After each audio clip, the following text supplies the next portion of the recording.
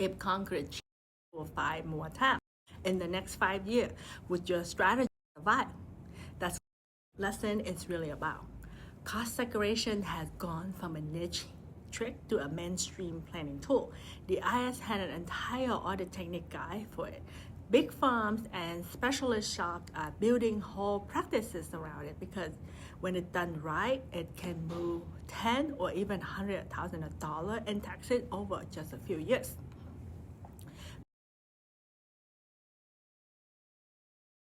Tax pro chasing this year bonus percentage like it's a coupon that is about to expire.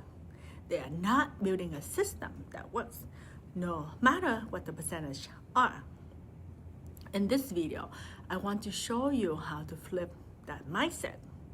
You are going to see cost seg as an engine that keep working whether the bonus is 100% or 40% or something different next year. You will get a simple framework you can reuse across properties, across tax bill, and across market cycles.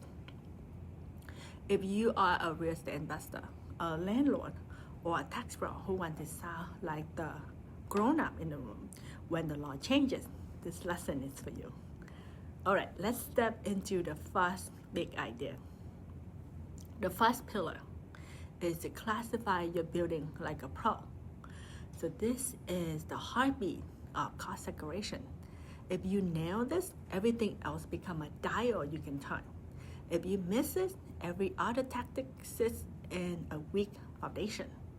The IRS own guidance and most engineering-based study all point to the same. Break the property into the right buckets: land, building, personal property, and land improvements, and support these buckets with real number and documentation. In normal people language, that means you carve out the land. It never depreciates. You isolate the long life building shell like the wall, the roof, structural element that live in the 27.5 or 39 years. Then you go hunting for the short life gold, like the 5 and 7 year item like carpet, vinyl, flooring, appliances, cabinets, dedicated electrical for equipment, decorative lighting, signage, window treatments.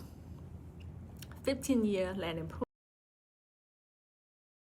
dry lanes, sidewalks, curbs, outdoor lighting, fencing, retaining walls, irrigation, landscape, pool, and play areas.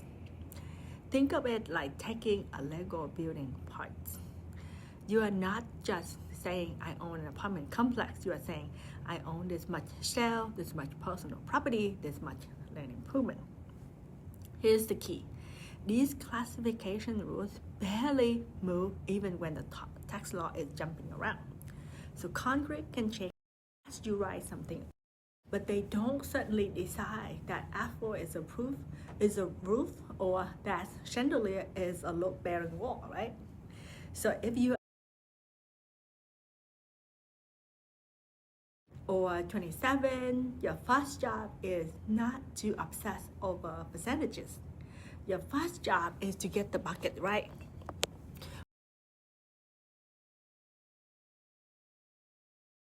And whether bonus are all just multiplier in the same bucket. The next pillar is classification as your unshakable base. So you want to think, in the second pillar, you want to think in multi-year and you want to stack your move, right? This is where the real money is made. Every serious cost seg advisor who work with real estate investors say essentially the same thing. The biggest win happens when you coordinate cost segs with your income pattern, your status, and your future transaction, not when you throw a study at whatever you happen to buy this year. So instead of asking, should I do a cost seg in 2025? The question is, what my next 3 to 7 year look like? Think about it. Do you have a strike year coming? A business sale, a big stock vest, or a giant bonus? Is there a realistic path for you and your spouse to qualify as a real estate professional so though depreciation losses can hit active income? Do you have one or more short-term rental where you can meet the STR material participation rules and use losses against W-2 income without REF at all?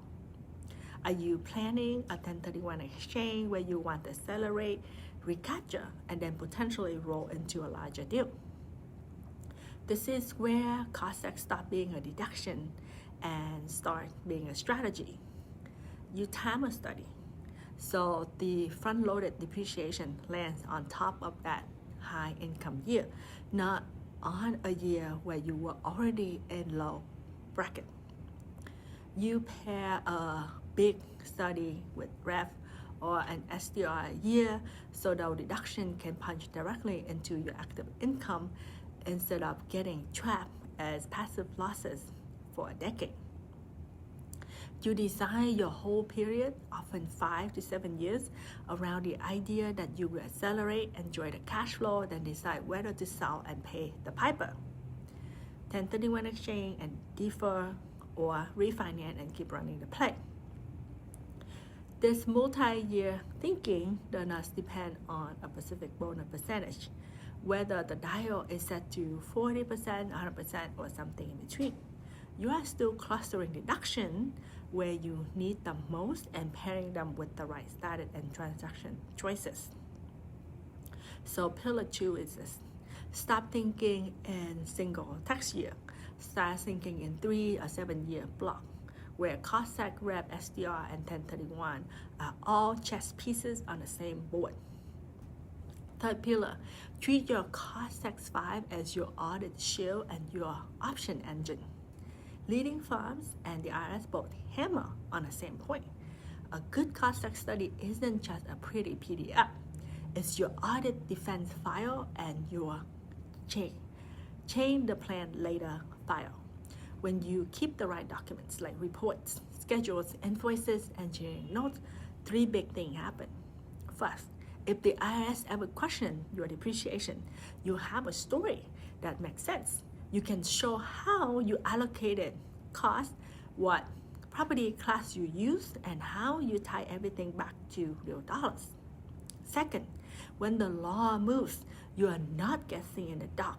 You can look at that file and say, if today's rules has applied when I bought this, what would I do differently now? That opened the doors to method changes, partial dispositions, or even fresh study when it's worth it. Third, your future decisions like renovating, expanding, or tearing down become easiest because you know how much basic is sitting in those specific components.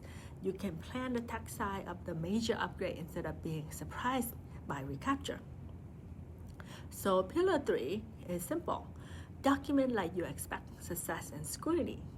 That file is what turned today tax saving into something you can confidently defend and adapt. Now let's zoom out and connect all framework for percentage. Second, the bonus rate are already gone through multiple lives. Ramp up, phase down, brought back again under new branding. Different bills had layer on section 179 changes, different caps, different sunsets. That's not gonna slow down. If your whole strategy is built on whatever the current rate is, you will always feel like you are springing up to keep up. But if your strategy is built on the 3 pillars we just walked through, law changes become input changes, not identity crisis. You can classify correctly so you know exactly what live on the 5, 7, 15, or 27.5, 39 year. You can plan a multi-year plan so you know where to drop those deductions for maximum impact. You can keep strong documentation so you can defend and adjust as the rule evolve.